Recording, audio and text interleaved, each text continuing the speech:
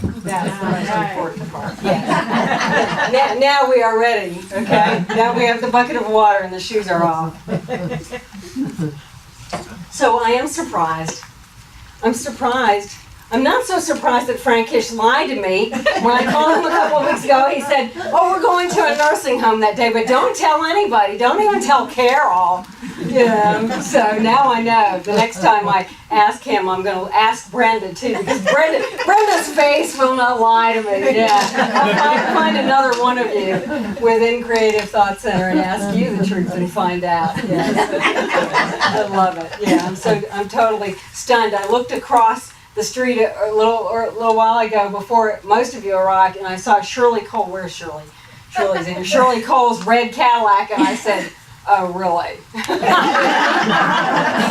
Nice. Just nice. I love it. So welcome to all of you. I know that I know at least one person and perhaps others that are not with Creative Thought Center that are here for their first Sunday service. Charlie's here for his first Sunday service. He's been coming for a while to class, but he's here today on Sunday. Laura is here. Welcome. We have gifts for you and things for you to take away today.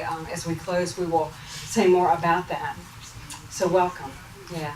This is really, truly an amazing picture of what a full house would look like and what we know we are moving toward here. My talk for you today is on the sacred feminine.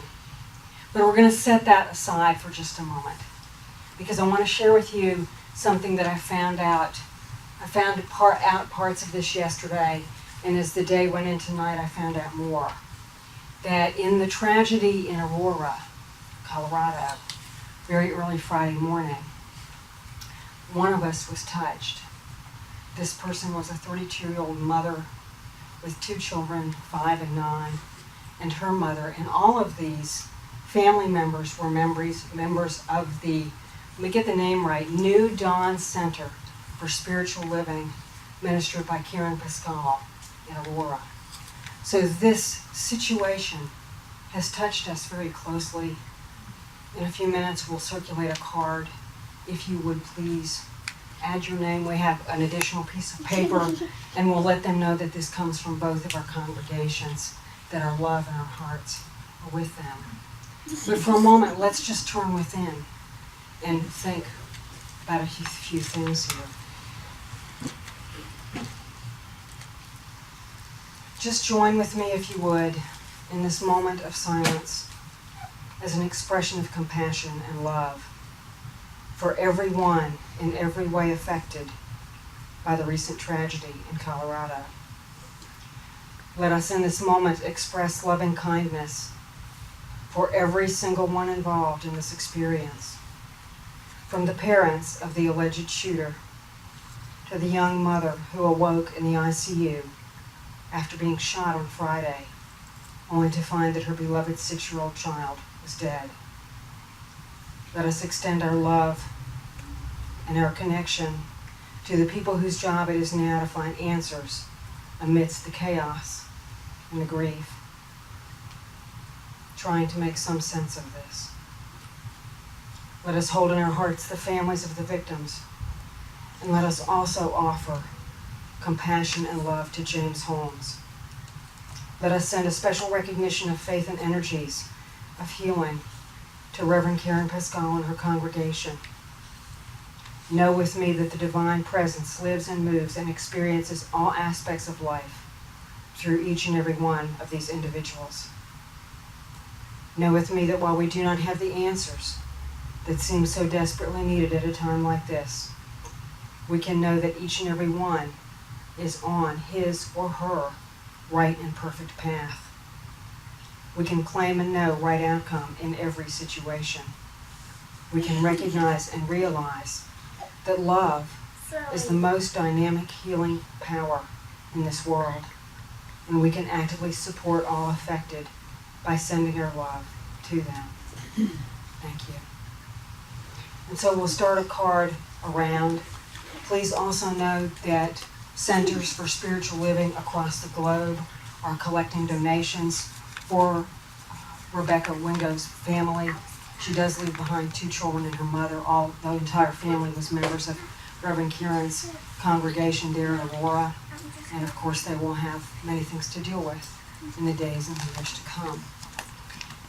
You know, when I think about something like this, I often wonder what the reason behind it is. And we'll never know that. We'll never have the answers about why James Holmes did what he did, why in the last 2 months he began to assemble firearms, while he began to collect bomb material and set his apartment up as what the police have dubbed a death trap. Literally 30 bombs in his apartment set to go, you know, so that whoever came in and investigated him after this would be additional, you know, lives.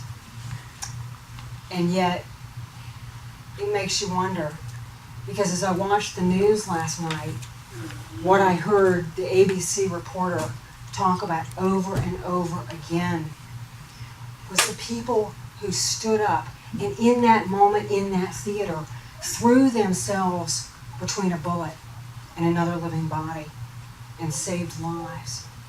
They mentioned at least 3 young men, I don't think any one of them was over the age of 30, who, as this unfolded, just chaos and madness, they literally threw themselves into a position where today they're no longer alive, but someone else is. Tell me what that is. The only thing I can say about that is it possible? Could it even be conceivable that one of the reasons something like this happens is so that the cream really rises to the top and we get it, that God isn't dead. God is alive. God is alive and well and powerful and strong and shows up when that is needed, when that has to happen. It's a pretty profound thing.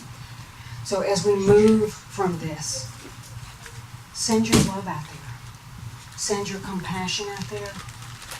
And with me, hold all of those people, every one of them, in your heart, in your prayers. Let's let them know that we care and that we, as much as we can be from thousands of miles away, are with them, not just now, but in the future. And so my talk this morning is on a totally different subject. Many of you know, a lot of you don't know because you haven't been here before, but you'll find out that I love holidays. I love holy days. I love feast days. I don't fast, so I'm not into fast days, but I love it all. And the reason that I love it, you guys, is because it's about recognizing and celebrating something awesome. Anytime we recognize something good, anytime we celebrate or have a holiday or a holy day, whatever them things are, okay, anytime we have one of those, we're doing what we do in science of mind. We're recognizing that God is. And I don't care if you call it God. We don't care about that here. You can call it anything you want to call it. I used to know a guy whose God was I guess you would say looked like a hooker, dark skinned hooker, high heels. This guy had an interesting life. He was a recovering addict in Narcotics Anonymous, and he said his God was a black lady with heels and, you know, attitude and the whole 9 things. Yards. It used to crack me up. We don't care what you think God is, okay? We're beyond that. We get it that God is everything, you know, in the face of everyone. So, but I love those holidays. I love those things that allow us the excuse, if you will, to celebrate the holy, to celebrate the divine. And today in the Catholic faith, it is the feast day of Mary Magdalene. Now, many of you guys know we went to New Orleans back in February, and I came back and I told you tales of my kinship sister, Marie Laveau, that lady who was the usherer of the voodoo religion or teaching, okay, if you will, in New Orleans. And I had the experience of going to her, what do you call them, crypt? Because they don't have burial grounds there in New Orleans. It's too close to the water table or whatever. Her mausoleum, I went to her mausoleum and I had this huge and powerful experience. And I said, this is my sister. You know, we're made of the same ilk, okay? You know, she's a hot, you know, blooded, interesting woman, and so the heck am I. Well, I think the same about Mary Magdalene. And you know, it's always been interesting in the Catholic Church. When I was a little girl growing up in parochial school, they told us, you know, she was a woman of ill repute.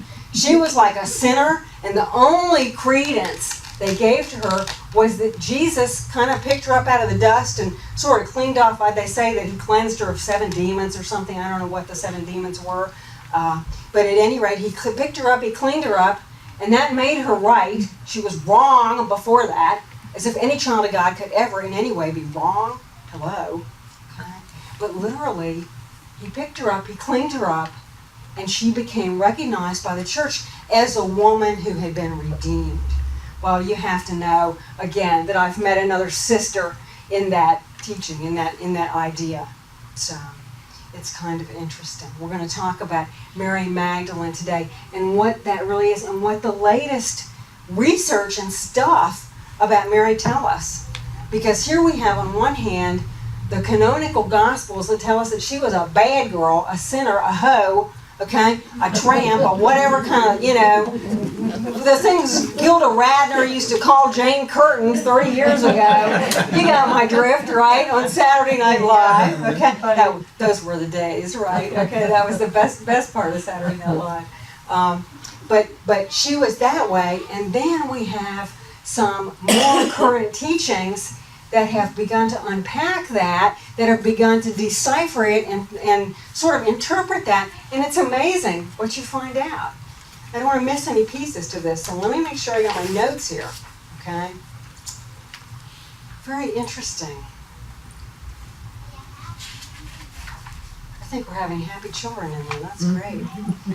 Here's a piece that kind of makes you question the whole thing about whether Jesus was a celibate male at, 32 supposedly when he was crucified, 32, 33. And yet if we look at what we know about the Hebrew life then, about life in Israel, okay, and that whole part of the world, it was simply unthinkable for a young Jewish man to not be married. The law was multiply. The law was get it together and multiply, okay?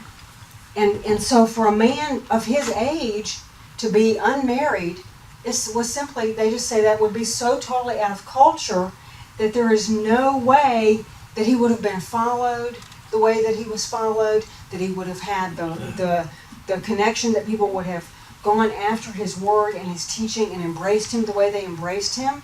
Then there's also, the idea that he would not have been allowed to preach if he had been so in flagrant disobedience with the common culture. So for him to be a single man is just almost unthinkable. It's almost, in our common modern society, it might be similar to if we said, I know Carson was here a little while ago. Carson is 5? 6? Okay. If we brought Carson up here and we arranged a marriage between Carson and another 6-year-old at the age of 6. We don't do that in our Western culture today. Jesus wouldn't have been a single man in that culture. So there's something that's kind of odd there, isn't it? In fact, this is kind of interesting. In the Jewish language, even today, at that time there was no word for bachelor. Today the word bachelor means empty. Yeah. So isn't that an interesting translation? Another thing that's interesting is Mary Magdalene herself. Now, let's look at her name, Mary Magdalene. The understanding for years has been that Magdalene meant that she was Mary of a place called Magdala. Well, if we look back in history far enough, with a clear enough focus, what we find out is that at the time of Yeshua, at the time of Jesus, at the time that all of this supposedly was going on, okay, there was no Magdala. The city of Magdala came later. When Jesus walked the earth, that city was known as Tereshe. There's another strange coincidence. Tereshe was an area that was known for prostitution. And here's yet another piece to that. Prostitution, at that point in time in that culture, didn't mean what it means to us in our Anglo-Saxon, Western kind of interpretive today. What it meant was an area that worships foreign gods or is involved in idolatry. So, thinking that she was Mary of Magdala, there wasn't a Magdala, okay? There was a Tereshe, but Tereshe didn't even mean what we think it means. So that kind of disempowers some of the stuff we've been taught, doesn't it? Here's another piece. You'll notice in the picture that these two individuals hold each other's right hand. Now, the current teaching says that Mary Magdalene might not have been some sinner Jesus rescued, or maybe she was, we don't know. We don't even know if any of this really happened, right? Okay? The jury might still be out on that, too, okay? But look at what they're doing. They're holding right hands. The current literature says that Mary Magdalene was not only Jesus' wife, she was the mother of his children. And doesn't that picture make you think she might have been pregnant? Mm-hmm. Remember Dan Brown's book, The Da Vinci Code, where the whole teaching or the whole idea is that the bloodline of Yeshua lives on, and if we look at what could have happened if they were in fact married and he was in fact crucified and she was, the word Magdalene, by the way, translates to tower of strength, priestess. If she was of high social regard in that world and he was crucified, they would have immediately gotten her out of the country. They would have immediately done anything. You know, think about it, guys. What happens when we have, I don't remember, who was Reagan the last president that somebody tried to do away with, maybe? I think so. Okay. You know that as soon as all that stuff unfolded, the agents that be came in and swooped in and took care of that family, okay? Because they might be the next ones, that are being looked at as targets, right? Okay? And particularly from a more medieval sense, that would be true. If we go back a couple hundred years in England, they were always off on each other. I mean, they kind of almost had wagers and bets around, can you kill the next king, And anytime something like that happened, the family was immediately taken into a cloistered situation, a protected situation, to make sure that, nothing could happen to them. Yeah. So it would have made sense what Dan Brown is saying, okay? That she was taken out of the country, somewhere else, and allowed to give birth. Okay. Interesting stuff, isn't it? Mm-hmm. Where we take fiction and we begin to look at it from a different viewpoint, and we go, oh my gosh, there might be some truth here. Now there's one other little piece that I'll point out before we move on, and that is that Joseph Campbell, the amazing mythologist, taught that there were no less than 13 cultures that had a god and a goddess who experienced nuptial rites. They got married, okay? Only for the god to be executed or, in this world, crucified, okay? And the bride to be taken away, spirited away quickly in the dark of night, out of the picture, okay? So that she could go on being the mother and carry the potential bloodline, if that was the case. Yeah. No less than 13 cultures teach that. If we go all the way back to Greek mythology, let me get the names right here. Some of these people are hard to pronounce. Where'd you go? Osiris, the story of Osiris and Isis, or Tammuz and Ishtar, where we find that very story. A god, a goddess, they get married. The marriage piece, how many times in the Bible, and it's even in the acceptable Gospels, that Mary Magdalene anointed Jesus. Anointing with oil was part of that marriage rite in that world, okay? So, isn't it interesting? And we'll never know. I didn't live then. Did you guys? I didn't live then, I don't really have any idea if any of this stuff really happened. Maybe that King James thing and the other versions, maybe all that is myth. Maybe it's mythology. Maybe it's just simply a way of teaching us a story that we can take in and understand and process and again twist the lens. I love the metaphor of when you go to the eye doctor And you sit back in the chair and he puts that big black thing on your head and he begins to turn things and says, can you see this? Can you see this? Is this better? Is that better? You know, because that's what we're doing when we look at things like this through a different lenses. We're just beginning to twist and turn the picture to see which way it looks right, which way looks more true for us. And my truth might not be someone else's. And we get it in this movement, in the science of mind. I think that that's great. It's wonderful. Yeah. We have room for all of it. So let's just look at this from a metaphorical place. Where did we hear this story before, guys? Okay? There was someone who came along who was bad. Okay? There was someone who came along that was unacceptable, who had to be cleaned. Isn't that the very story that we get from the whole story, the modern day interpretation of the whole story of creation? That we came here as sinners. Well, we get it in this movement in Science of Mind. I know Frank teaches you guys at the Creative Thought Center, and we teach it here, that sin is simply an old archer's term. All that means is that we've missed the mark. There's no good. There's no bad. We get it from the Aramaic teaching that good simply translates to the word ripe. It means the fruit is ready to pick. Whereas bad means it's still green. It's got to stay on the tree for a while. It needs to grow up a little bit more. Yeah. Isn't that amazing? Okay? So we've seen that whole story of a part that wasn't okay. Yeah, it's pretty amazing. Now take this in on a personal level. What is the part of you? What are the parts of you that you don't like?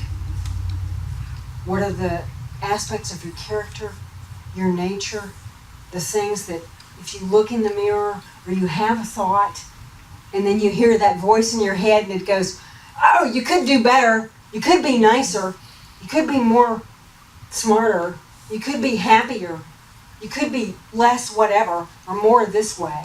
That part that doesn't accept yourself. We each have our own Mary Magdalene. We each have that part of ourselves that we don't want to accept. And what do we know in this teaching? That when we resist it, what happens? It persists. Push it away, you make it bigger. Open your arms to it, and it will drop away. And I've shared this story before, but to me it's simply an amazing story that comes from one of the DVDs that we watched here in Community. I cannot remember which one. It's the story of a young English woman. I believe she's a chiropractor. And more than anything in her life, she wants to bear children. She wants to be a mother. She feels like that is part of her spiritual presence on this planet to do this. And she begins to have some physical problems. She has these very, very, very bad headaches. And she goes to doctors and they do testing. And finally they say there's only one thing. There's one thing, and that's all, that could be creating this condition, this headache for you. And that is that you have a type of ovarian tumor that will keep you from conceiving and carrying children. Well, she was dumbfounded. She had literally even walked away from a marriage because she felt that it wasn't going to serve her in her pursuit of becoming a mother.